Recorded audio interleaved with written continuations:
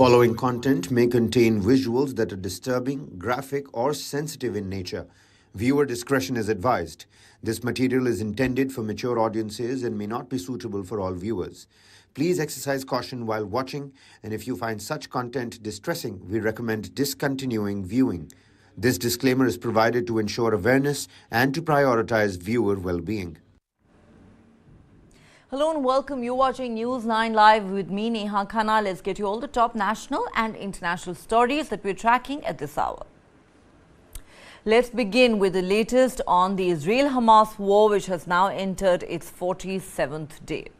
The Israel government has voted to back a deal for Palestinian Hamas terrorists to free 50 women and children who are currently being held hostage in Gaza in exchange for a 4-day pause in the fighting. The hostage release will be in exchange for 150 Palestinian women and children in Israeli jails. A prominent Israeli daily has reported that the ceasefire will last for 4 days. The deal includes 300 aid trucks being sent to Gaza from Egypt, including additional fuel. Hospitals in Israel are preparing to receive the hostages. Over 14,000 Palestinians have been killed, with over 5,000 of them being children, according to the Palestinian Health Ministry. 69 Israeli Defense Forces soldiers have also been killed in the ground operation in Gaza. Israel has slammed the World Health Organization for ignoring the terror activities at Al-Shifa Hospital. The Saudi Crown Prince has meanwhile asked all countries to stop arms export to Israel. Meanwhile, Russian President Vladimir Putin said yesterday that BRICS could help reach a political settlement in the Gaza conflict. This after a virtual BRICS summit was held on Tuesday to discuss the ongoing conflict. South Africa's President Cyril Ramaphosa has accused Israel of war crimes and genocide in Gaza. He, of course, chaired the BRICS summit on Tuesday. Chinese President Xi Jinping has offered proposals on the Israel-Palestine issue, urging for an immediate ceasefire and lasting peace. In a significant development, the Israeli government has given the green light to a deal that will result in the release of 50 hostages from Gaza. This marks a notable shift, with Israel agreeing to a ceasefire for 4 days, the first since the outbreak of the war on the 7th of October. The report suggests potential release of another 30 hostages, which could mean that the pause in the fighting could be extended by a day for every group of 10 additional hostages who are located and freed. The first release of hostages is expected on Thursday. The delay is because if the deal is agreed to, there should be a 24-hour waiting period before it's implemented, to give Israeli citizens the chance to ask the Supreme Court to block the release of Palestinian prisoners. In preparation for the released hostages, 6 hospitals in Israel are readying designated compounds to receive them separately from other patients and the media. This has been reported by the Haaretz newspaper in Israel. Now, this deal encompasses an agreement by Israel to permit around 300 aid trucks daily to enter Gaza from Egypt, along with additional fuel provisions as well. יש בחוץ דיבורי הבל, כאילו אחרי ההפוגה להשבת חטופינו, אנחנו נפסיק את המלחמה. אז אני מבקש להבהיר, אנחנו במלחמה, ונמשיך במלחמה. נמשיך במלחמה עד שנשיג את כל היעדים שלנו. במלחמה יש שלבים, וגם בהשבת החטופים יש שלבים. אבל אנחנו לא נרפה עד שנשיג את הניצחון המוחלט ועד שנחזיר את כולם. עכשיו לפנינו הערב החלטה קשה, אבל היא ההחלטה הנכונה. כל גורמי הביטחון תומכים בה באופן מלא. הם הבהירו במלוא הערכתם המקצועית שביטחון כוחותינו יובטח בימי ההפוגה ושהמאמץ המודיעיני יישמר בימים אלה. And a full statement on the deal from the Israeli government reads, the government of Israel is obligated to return home all the hostages. Tonight, the government has approved the outline of the first stage of achieving this goal, according to which at least 50 hostages, women and children, will be released over 4 days, during which there will be a pause in the fighting in Gaza. The release of every additional 10 hostages will result in an additional day of the pause in the fighting. The government of Israel, the Israeli Defense Forces and the security services will continue the war in order to return home all of the hostages, complete the elimination of Hamas and ensure that there will be no threat to the state of Israel from Gaza. Now, according to Hamas, this deal includes the entry of hundreds of trucks carrying humanitarian, medical and fuel aid to all Gaza Strip areas, both in the north and the south, halting air traffic in the south for 4 days, halting air traffic in the north for 6 hours daily. During the pause in fighting, Israel has agreed not to target or arrest anyone in the entirety of the Gaza Strip.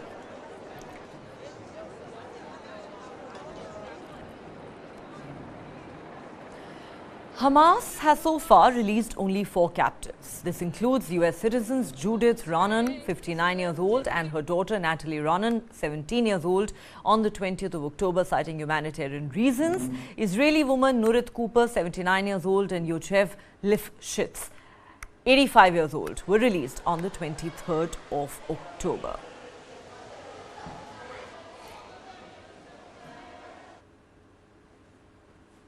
But who are the hostages that are being held captive in the Palestinian enclave?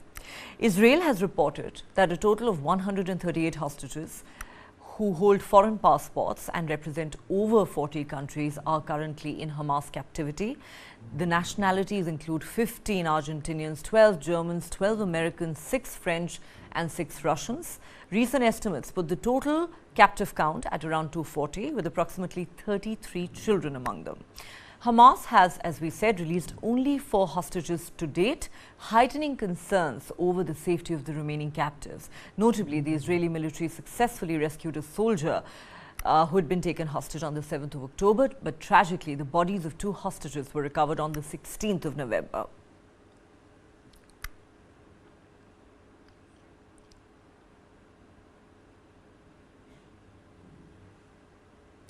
Notably, only 3 cabinet ministers opposed the deal, all belonging to the religious Zionism party. The full cabinet is comprised of 38 members from many different parties. Some of the strong critics of the deal came from the far right. Itamar Ben-Gvir, the national security minister, expressed opposition to the deal. He said he believed Hamas's approval of the hostage deal indicated that the Israeli army was carrying out an effective attack. Israel's finance minister, Bezalel Smotrich, said before the meeting that the deal was detrimental to Israel's security and hostages, as well as Israeli Defense Forces soldiers.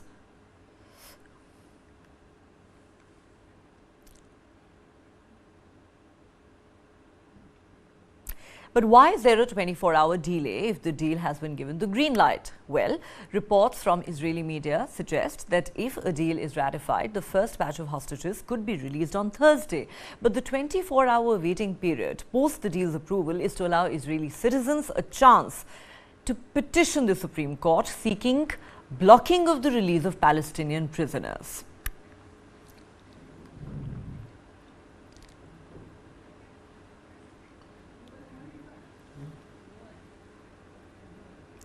A senior U.S. administration official has outlined the details of the hostage deal with Hamas. According to this official, at least 50 women and children will be released over a period of 4 to 5 days. The U.S. hopes that the Gaza pause will be observed by Hezbollah and Israeli forces in northern Israel as well.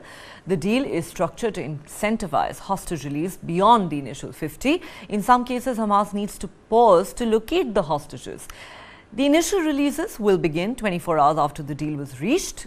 Therefore, it's expected to begin on Thursday. The U.S. anticipates that more than 50 hostages are likely to be released in the initial phase. A rigorous inspection regime will prevent Hamas from obtaining more weaponry during the pause in the fighting. The U.S. government has expressed the hope that the pause will lead to an increase in humanitarian supplies in Gaza. 3 Americans, including a soon-to-be 4-year-old girl, are included in the initial release in the Israel-Hamas hostage deal. Meanwhile, Qatar too has confirmed the 4-day humanitarian pause in Gaza hostilities mediated by Qatar, Egypt and the United States. Qatar has revealed that the number of those released will increase at later stages of the agreement's implementation. The start time of the pause is set to be announced within the next 24 hours, with the initial duration spanning 4 days, subject to an extension.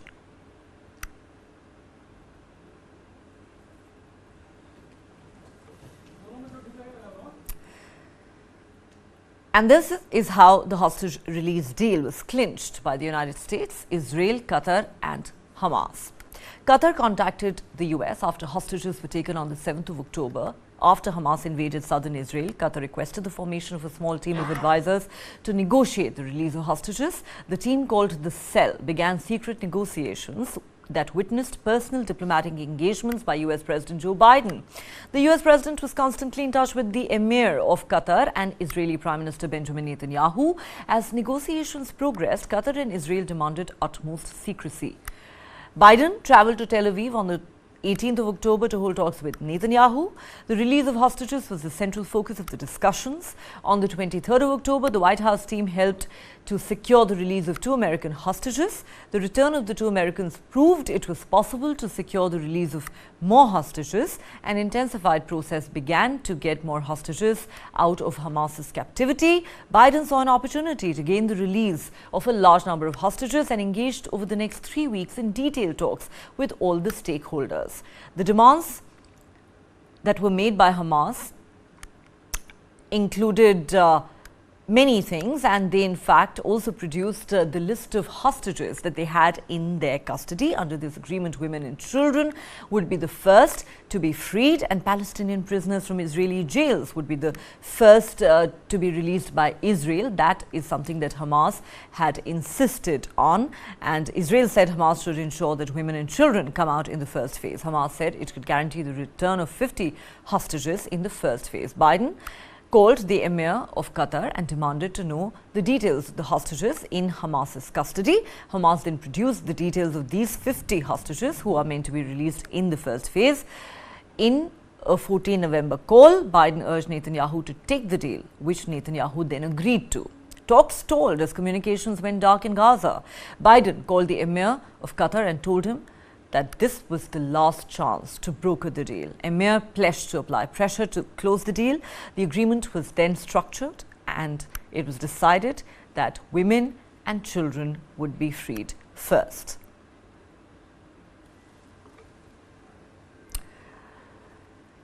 Now, Israeli army has released new visuals showing forces pushing further into the Gaza Strip, including what the army said was an anti-tank missile found under a baby's crib in a Palestinian home in the Hamas-controlled territory. The visuals released by the IDF show Israeli bombing operations that are underway in the Gaza Strip, even as the deal on the hostages has been reached.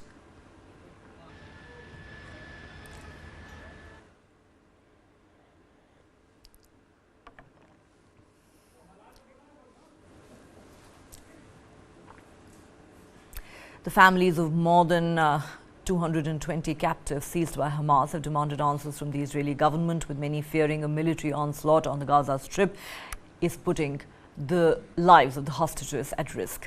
A 63-year-old grandfather, Gilad Korngold, waits anxiously as Israel and Hamas negotiate a potential hostage deal. His 7 missing family members, primarily women and children, are at the heart of his hopes for an early release. Listen in to what he had to say.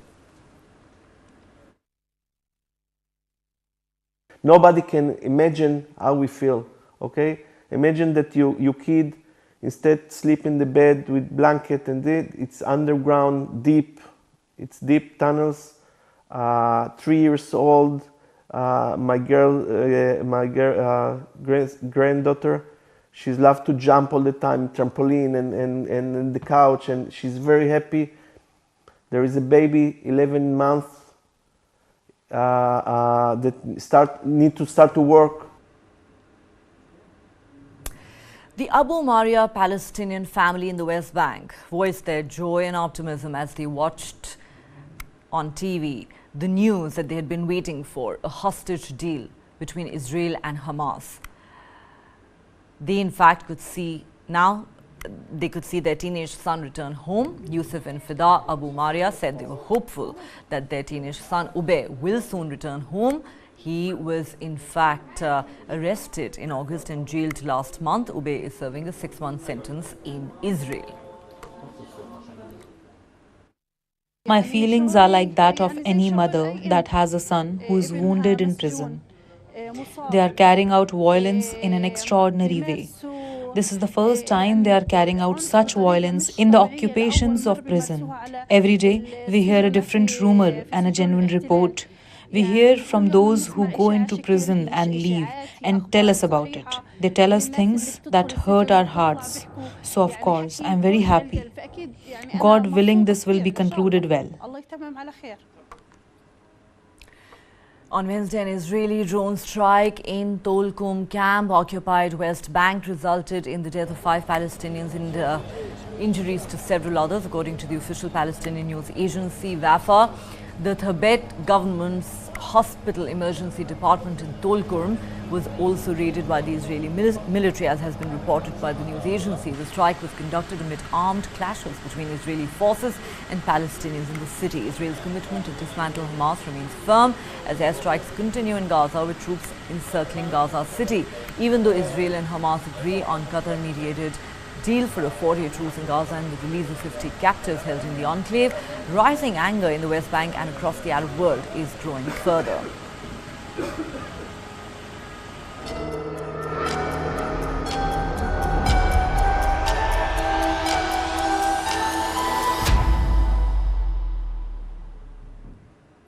Let's now get you the big India story that we are tracking here on News 9 Live. Let's get you the latest on the ongoing rescue operations at the Uttarkashi tunnel, where 41 workers have been trapped for more than 10 days now. Drilling has resumed and 35 meters of drilling has been done by the auger machine, which is almost half of the 70-meter distance that needs to be covered to reach the trapped workers. 25 meters of vertical drilling has been done. There are 5 global experts at the site to advise on the rescue operations. The rescue workers have said the trapped workers have ample space and lighting inside. A 6-inch pipe is available since the beginning to give the trapped workers food and medicines. Survival rations are being pushed through a compressor to the workers.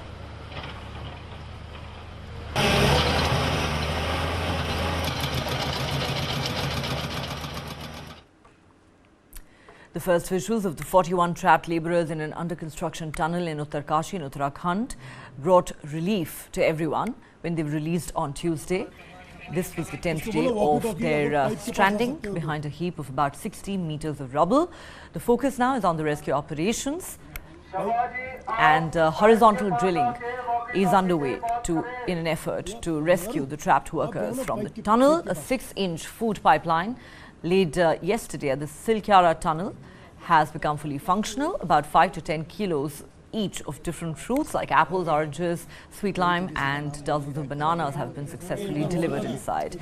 Later, food like khichdi and roti sabzi were also given to the trapped workers. The food was prepared under the supervision of a doctor, so it's easily digestible. The Indian Air Force flew in a further 18 tons of load from Rourkela to Dehradun. Specialist equipment has been flown in from Bengaluru. Rescue workers say there is sufficient water, oxygen and light inside the tunnel. A few families of the trapped workers have been transported so they can speak to the men. Survival rations, medicines and other essentials, as we said, are being pushed through a compressor into the space where the workers are trapped.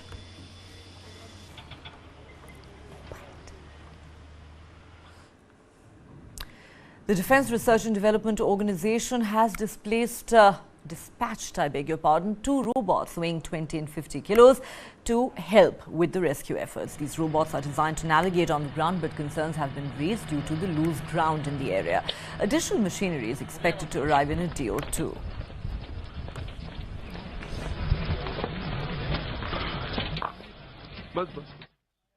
Right now we are at the site where 40 workers have been stranded for many days inside the tunnel. This is Silkyara Barkot tunnel, a 4.5 kilometers long tunnel which they were working inside, and the workers, around 41 workers, are still stranded inside, and There are efforts being made by various agencies present here to rescue these workers as soon as possible. You can see the BRO guys here, the police guys here, and all the agencies that are working here to rescue these workers are present.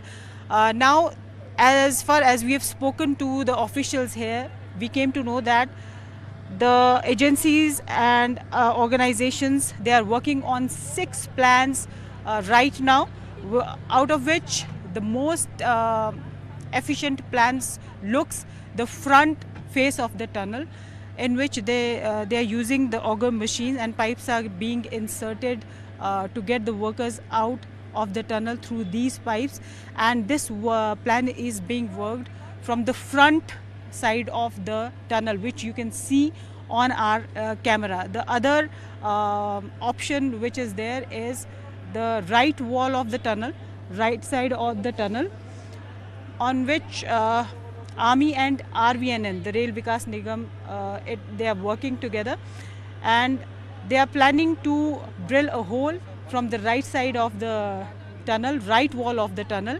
and reach the workers inside the tunnel. The third plan is the vertical drilling that will be done from the top of the mountain to reach workers inside. This is being done by BRO and SJVN.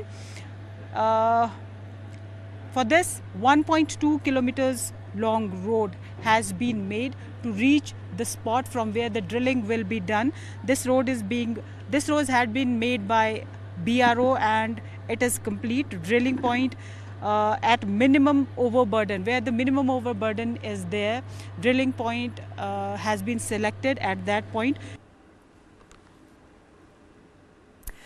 All right. In another major development pertaining to India-China ties, India-Canada ties, I beg your pardon, that have been under considerable strain for months now, the electronic visa services or e-visa services for Canadian nationals have now resumed in India after a nearly 2-month pause. The suspension occurred on the 21st of September during a major diplomatic row over Canada's claims of Indian government agents' involvement in the killing of Khalistani terrorist Hardeep Singh Nijjar.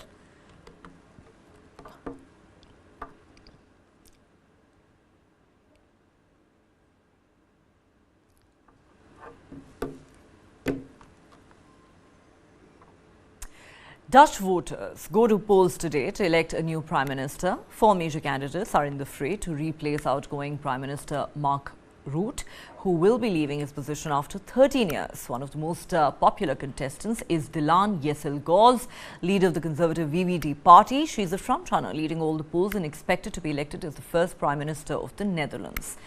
Yeşilgöz is of Turkish Kurdish origin and has distanced herself from Rutte politically. She is campaigning to limit migration despite being an immigrant herself. She wants to tighten control on crimes and is a supporter of investment in green industries. She's also made gestures that she's willing to work with the far-right party, the PVV, led by Geert Wilders. The new Dutch government could see an alliance between the centre-right and far-right parties. A hard-right coalition could shake things up in the Netherlands, and we can approve building new nuclear plants, tighten and restrict immigration and anti-farmer policies. There is a fear that the right-wing government could even opt out of the European Union.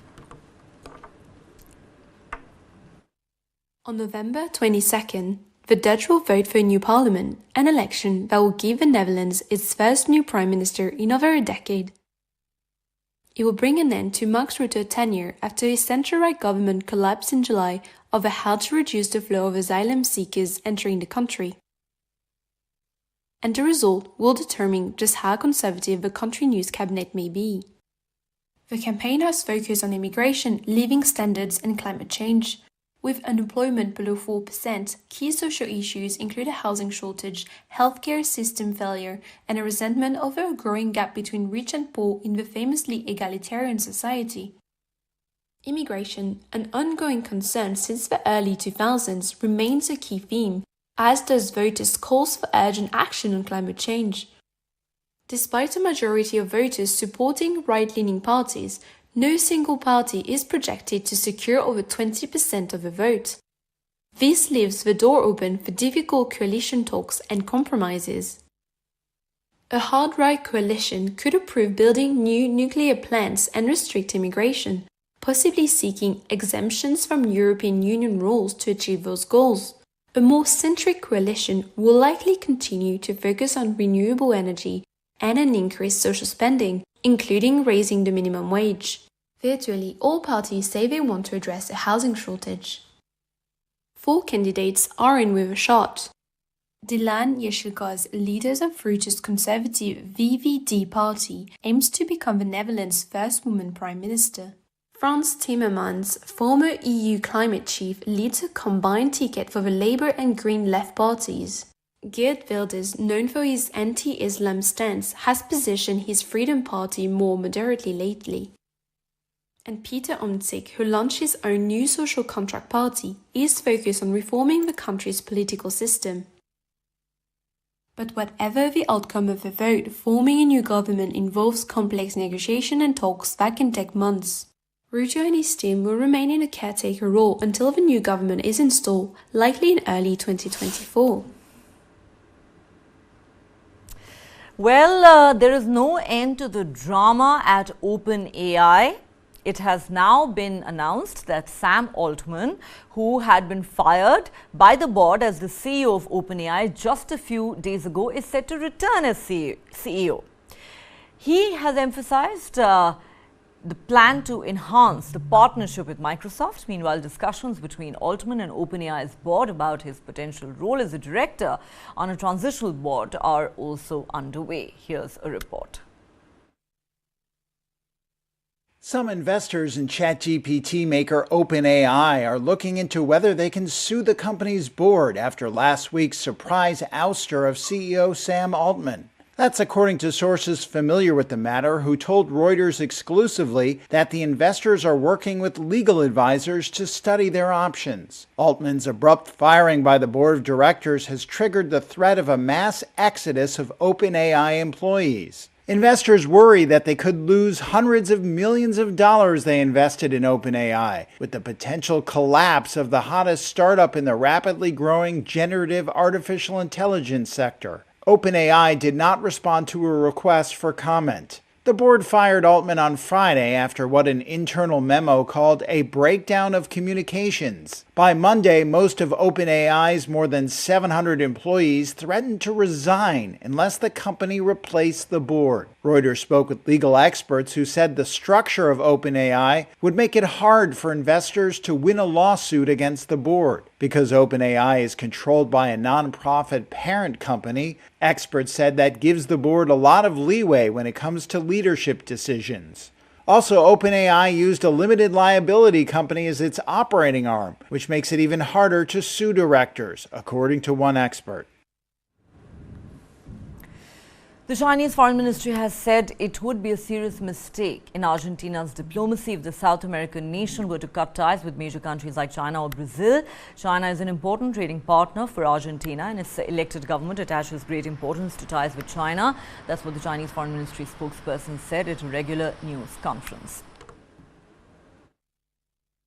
据我了解，你提到的内容与俄新社网站公布的采访内容有出入。蒙迪诺在采访中表示，外界对当选总统米莱的外交政策存在误读，没有哪个国家可以脱离外交关系来发展经贸合作。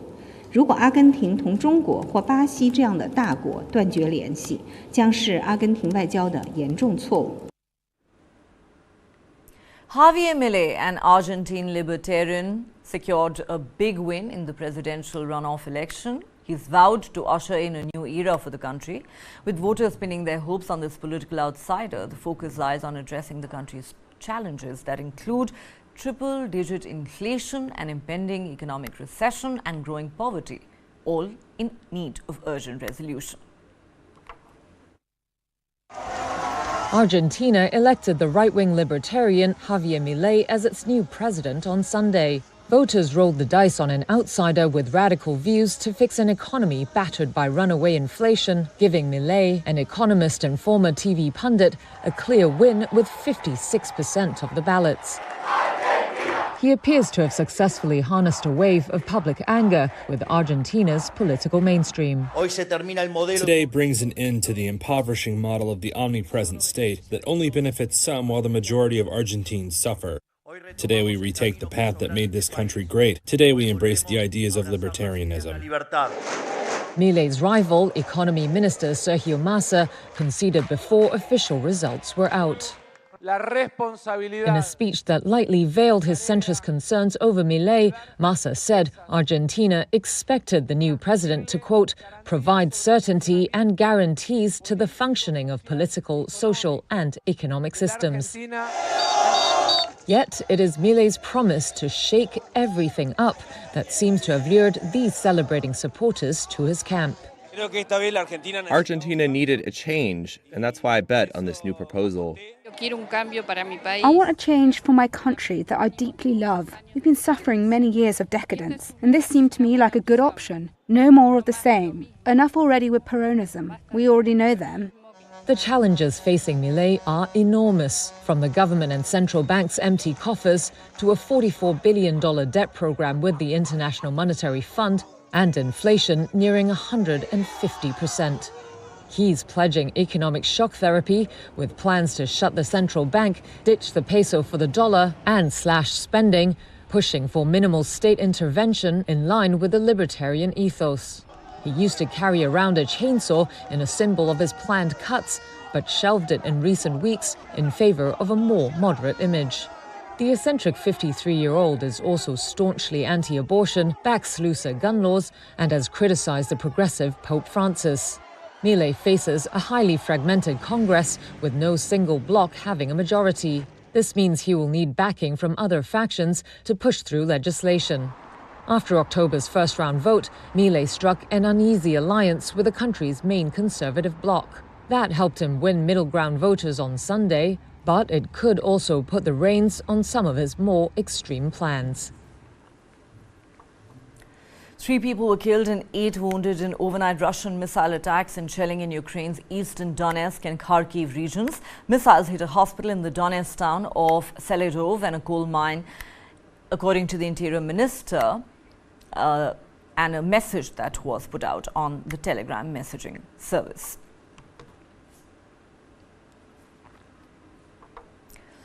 Germany will support Ukraine with another military aid package worth 1.3 billion euros, which will include an additional IRIS-T air defense unit. This after Ukraine had been requesting for more ammunition to counter Russia's shelling of its territory. I have the honor and the pleasure to announce a new package for my visit here, and in this package is included, of course, another 4 further systems of IRIS-T SLM. Included is artillery ammunition of 155 and panzer defense mines. So we are altogether, it's a package of 1.3 billion euros, and I'm quite sure this is the 5th package since last winter. This will help you in your fight against the Russian aggression. In a video message commemorating the Day of Dignity and Freedom, Ukrainian President Volodymyr Zelensky said Ukrainians will not allow their freedom to be taken away.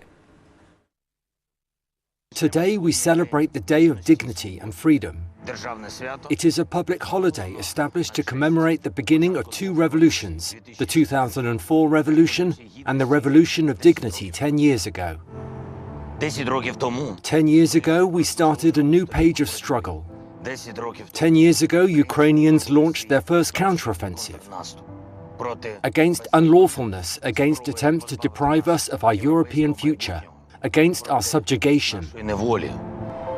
Year after year, step after step, we do everything to ensure that our star shines in the circle of stars on the EU flag, which symbolizes the unity of the peoples of Europe. The star of Ukraine. 20 years ago, it was a romantic dream. 10 years ago, an ambitious goal. And today, a reality in which it is impossible to stop our progress and the completion of all the mandatory stages. Therefore, our candidate status and further accession negotiations should definitely finish with Ukraine's full membership in the EU. And we are doing all this despite the war, when our people are defending themselves and Europe right now, because we have dignity and will not allow our freedom to be taken away from us. 5 mummies that are about 1,000 years old have been unearthed in the Peruvian capital of Lima, according to archaeologist Luis Tecuda. These were found in a 3,500-year-old pre-Inca temple. 4 are apparently children, of whom 3 are covered with textiles and the other 2 are skeletons. As we said, these are at least 1,000 years old. The pre-Inca Xma culture inhabited the central coast of Peru from 900 to 1450 AD.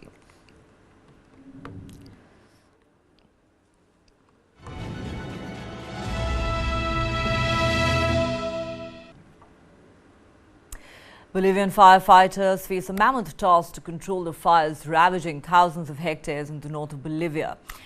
Bolivian Defense Minister said on Monday that the fires have consumed over 3 million hectares of the Bolivian Amazon, where the forecasts predict heat waves for the next few days, which has prompted the president to ask for international help to fight the fires. On Tuesday, 30 Venezuelan firefighters arrived in Bolivia to support firefighting efforts, and French President Emmanuel Macron has announced that 100 firefighters will be sent from France to the Andean country to help with these efforts. According to the latest report from the Bolivian Environment Ministry, over 127,000 fire outbreaks were detected in the month of November.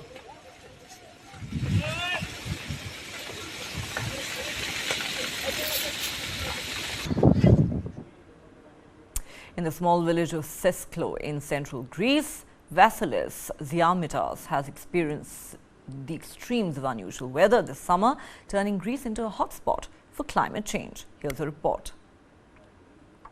The devastation from recent natural disasters in central Greece was clearly visible outside the home of Vasilis Ziamitas and his family in the village of Sesklo. After 2 rainstorms in September, a bridge across this stream was destroyed and water supply lines were uprooted. The family car was swept away too. But Ziamitas, who is a farmer and businessman, said that's only part of what his family has endured, as the area also experienced a wildfire in July that scorched their almond grove. There is nothing else that can happen to me. That is, my fields were burned, my house almost burned down, 2 shops, the 2 businesses that I own were flooded, my house was flooded, I'm a flood victim. I don't have a car. What else can I say? There is nothing else. The storms killed at least 16 people and turned the area into an inland sea, destroying homes, farms, and wiping out swaths of crops. Vasilis and the rest of his family were trapped in the house for 24 hours, but were not hurt. Their crops, including these almond trees, had already been decimated by the fire 2 months earlier that burned for 2 days. It occurred during a summer when Greece had its longest heat wave in 30 years. The weather conditions were so bad, the wind, there was no humidity that day. The fire was moving fast. There was not enough time to do anything. Ziamitas said the trees need to be uprooted and new ones need to be planted. It will take them 5 years to produce a crop. It is becoming a part of life here as fierce storms and floods have become more frequent in recent years, making Greece a climate change hotspot. This year's UN Climate Conference in Dubai marks the world's 28th leadership gathering to confront global warming since the first conference of the parties in 1995. Here's a look at some key moments in the history of climate negotiations. The world's 28th leadership gathering to confront the existential threat posed by climate change begins on November 30th in Dubai. As world leaders look to address our long-known problem, here's a look at some key moments in the history of climate negotiations. In 1990, at the UN's Second World Climate Conference, scientists highlight the risks of global warming to nature and society. British Prime Minister Mark Rutte calls for binding emissions targets. We need to speed up action and set ourselves higher targets and shorter deadlines.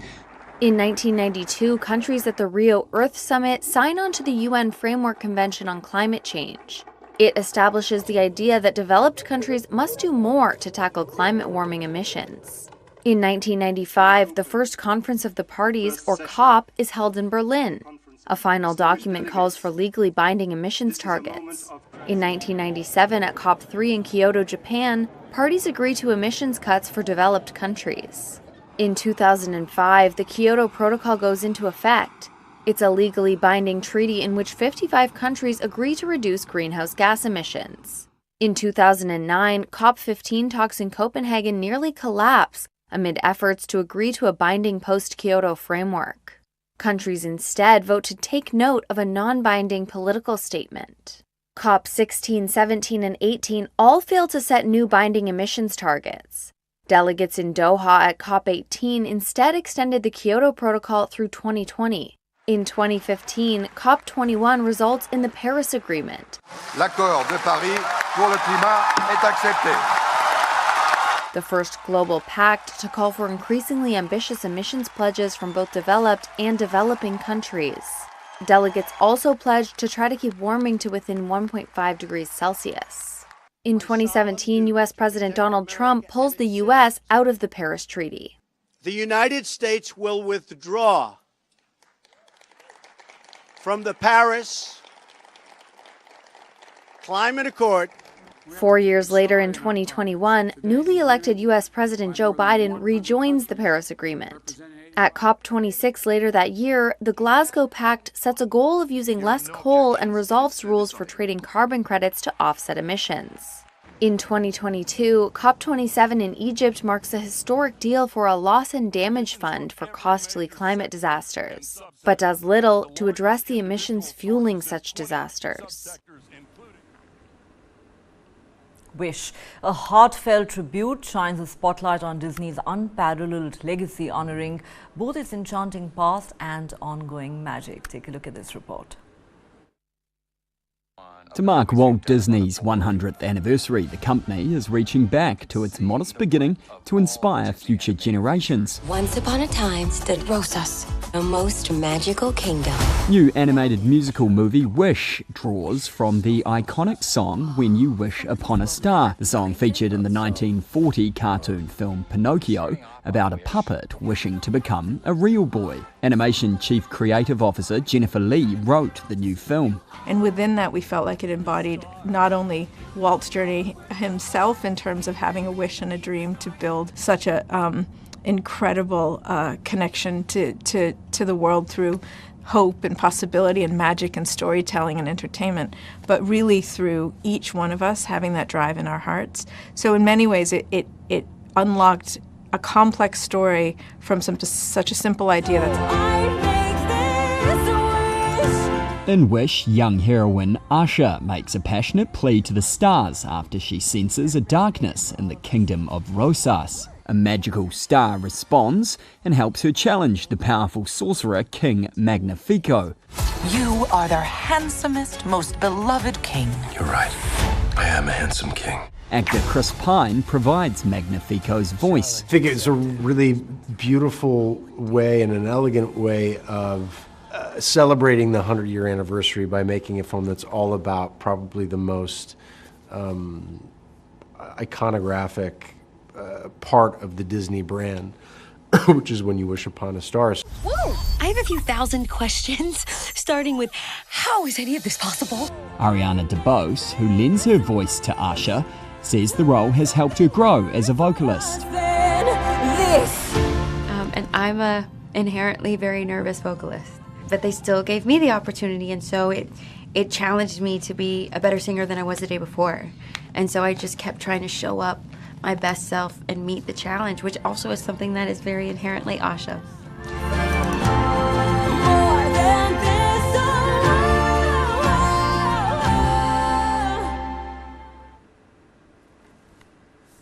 Well, that's it from me for now. If you have been, thanks so much for watching. Stay tuned to News9 Live for the latest news updates from around the country and the world.